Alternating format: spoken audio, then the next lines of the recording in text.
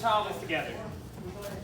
So going back to the first side, we'll call this A. We're going to do like an A and B. We're going to do a combo where we enter, we throw our knees, we get out, we do some punching at the end.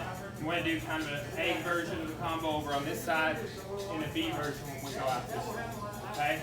So she throws the overhand here, right? I'm going to knee, I duck under, I retain the collar tie, I knee.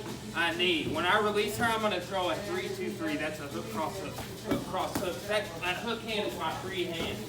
Okay? When she throws the hook, I'm throwing a switch knee. Look how that's on her head. I duck under, it's still on her head. I knee twice. This is my free hand, so I'm going to throw a cross hook, cross. Okay? She throws the overhand here, knee, under, 2 knees, 3-2-3. Right? She goes here, I'm switching, knee, under, 2 knees, 2-3-2. One more time. Here, knee, under, knee, 3-2-3. Here, knee, under, knee, 2-3-2. And finish your combos with some head movement, some footwork. Get out of the way.